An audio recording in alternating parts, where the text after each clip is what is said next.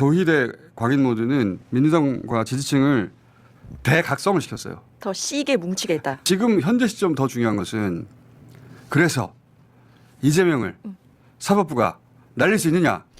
지금 아마도 여기저기서 대체 후보 뭐 준비해야 된다느니 이재명 날아가는 거 아니냐느니 뭐 어쩐다느니 막 이런 얘기 뭐 커뮤니티마다 의도적인 작업까지 할 것이고 그렇겠죠. 예, 돌고 있을 텐데 그런 이야기는 쳐다보지도 마세요.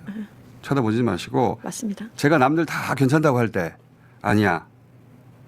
대법이 수상해. 네. 이거는 광인 모드인데 그렇게 항상 경고하는 담당으로서 그런 제가 이야기 드리는데 이재명 후보 절대 못 날립니다. 못 날린다. 맞아요.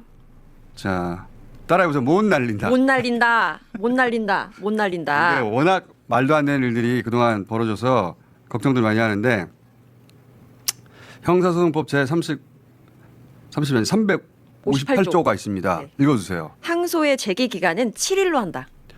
7일. 형사소송법 제361조 3항이 있습니다. 네. 읽어주세요. 통지를 받은 날로부터 20일 이내에 항소 이유서를 항소법원에 제출해야 한다. 형사재판 안 받아본 분들이 이게 뭔지 모르는데 네. 이 27일은 피고인의 권리를 위해서 법이 보장하는 시간이에요. 네.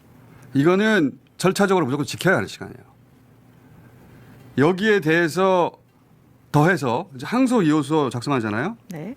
검찰에 송달하고 검찰이 법원에 이거 답변서 제출하고 답변서 피고인 송달하고 이 송달 시간이 있어요. 네. 이거 다 도는데 보통 한 달에 걸립니다. 그 다음에 판사가 재판 준비 기일을 정하고 준비 기일을 하고 본공판을 하고 결심 공판을 하고 이게 물리적으로 무조건 걸리는 시간이 있어요. 판사가 미쳤다고 칩시다. 그래서 우편 송달하는 시간을 답답해서 견딜 수가 없어. 네. 그래서 자기가 우편 배달부가 돼. 그래가지고 이재명 대선 유세 현장에 막 찾아가. 직접 가. 뛰어다니면서 소리 질러 이재명 나와라 그러고 이재명 뭐 찾아. 네. 그래도 시간이 안 됩니다. 그래도 만약에 이 절차를 안 지키잖아요. 고법 판사 탄핵하면 됩니다. 예, 법에 탄핵할 수 있게 돼 있고 민주당에는 그런 의석수가 있어요. 이거는 지키게 돼 있는 겁니다.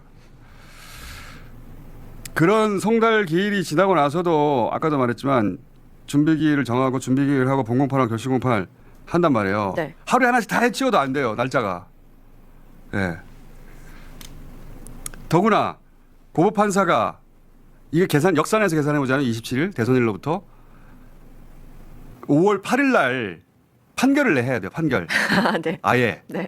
오늘 2일인데요. 그러니까요. 내가 지금 이런 거 말했잖아. 판결을 해야지 27일이 만들어지는데 대법. 왜냐하면 이 말을 왜 하냐면 고법의 유죄가 나도 다시 또 대법 상고가 남았단 말이에요. 또 27일이 있어요. 피선거권을 대선 전에 박탈하는 것은 대법 확정하는 것은 안 됩니다. 이거를 안 지키면 탄핵하면 됩니다. 대법원장이 제가 빤스 벗은 거라고 표현했었는데 아무리 빤스를 벗어도 이재명 후보는 끝까지 대선을 뛰고 그리고 당선됩니다.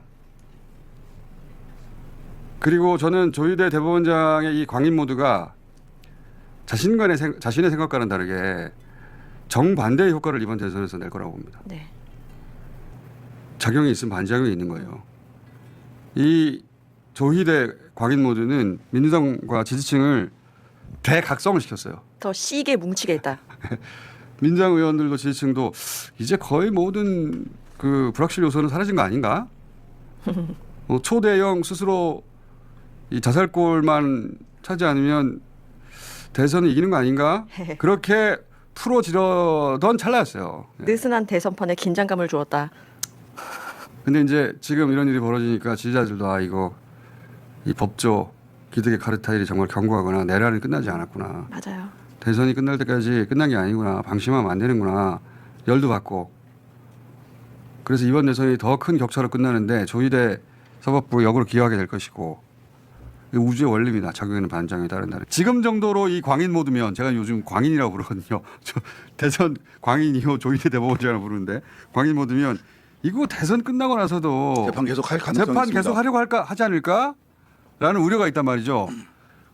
거기에 대해서 이제 김민석 그 최고가 전화 연결해서 아니 그러면 그거 입법하면 됩니다. 맞아요. 라고 하셨는데 이거 보충 의견 좀 내주십시오. 예, 맞습니다. 이번 재판에 사실은 억지 춘향으로 진짜 재판기를 잡았단 말이에요. 그러면 대법원에 기대할 것은 전합체 기대할 것은 사실은 헌법 84조의 불소추 특권의 의미, 즉 네.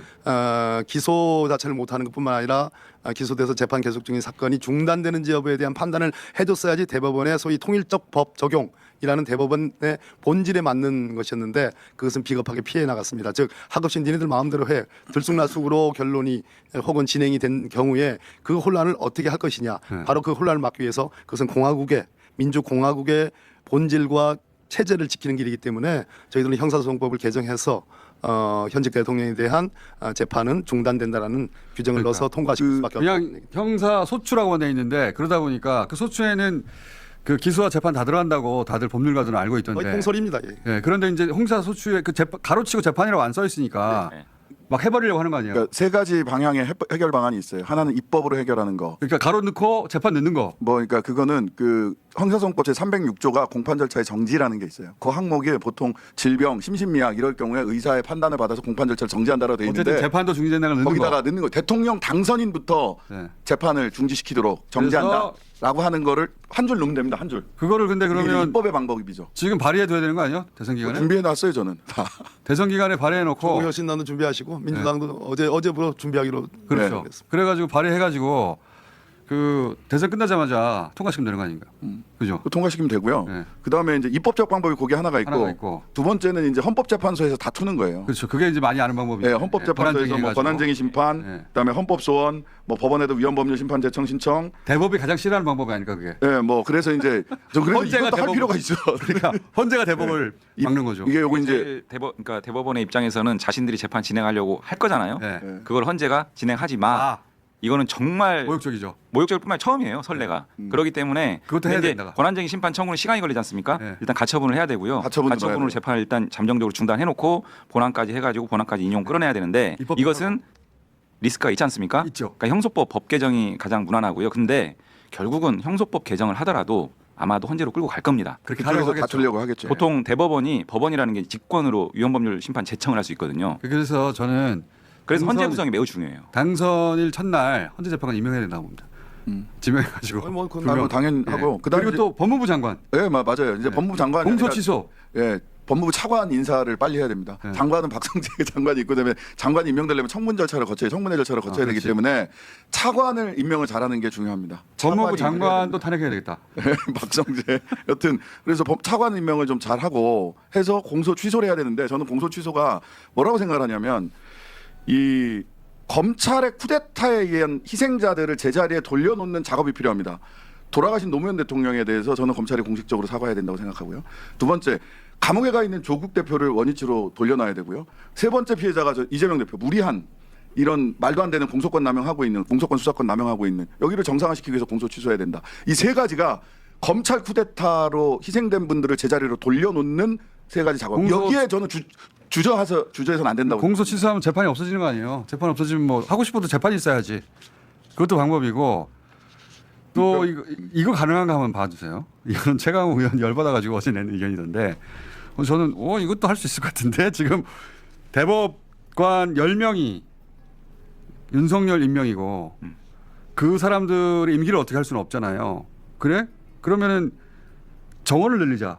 100명으로 100명으로. 아니 이미 많이 검토됐고 네. 추진하기도 했던 그런 내용. 그래서 10명의 윤석열 대법관들이 이렇게 나온다면 90명의 그렇지 않은 재판관으로 압도적으로 구성을 해서 그 뜻대로 안 되게 만들자. 이거 가능한 거 아닙니까? 가능하고요. 이게 사실은 이게 이번 사건에 놓고 이런 얘기가 있는 게 아니고요. 전부터 사법 개혁의 일환으로 꾸준히 제기됐. 아니 이번에 하자는 거지. 그러니까 저는 당연히 이제 해야 된다라는 그 중요 과제라고 생각을 하는데 네. 이게 왜 번번이 막혔냐면 대법원에서 이걸 계속 반대했습니다. 자신들의 특권을 유지하기 위해서 소수 대법관 체제로 가겠다 고집하는 거거든요. 그래야 근데 자기들 권한이 커지겠죠. 실제로는 사건 넘쳐가지고 맨날 중례 하면서도 네. 대법관 늘려서 효율적인 사건 진행하자라고 하면 또 그거 막아요. 100명이 좀 많으면 50명. 대법관 증원은 저는 필요하다고 봅니다. 저도. 예. 기왕 이렇게 된 거 이 대법원이 가장 펄쩍 뛸 얘기죠. 지금 대법관 증언 문제는 그러니까 이제 독일 같은 경우는 대법원이 굉장히 많은 대법관으로 여러 가지 법원들을 구성하는 그런 형태를 갖고 있는데 우리도 오래전부터 굉장히 검토가 됐었습니다. 그동안 대법원이 뭐 잘해보겠다 여러 가지 상고심 절차를 개선하겠다 등등 국민 친화적으로 또는 인권 친화적으로 그런 명분을 내세우면서 막았는데 지금 하는 거 보니까 너무 소수에 독점돼 있고 그것이 일방적으로 편향돼 있고 이데올로기적 이념적으로도 그런 면이 있는 거 아닌가.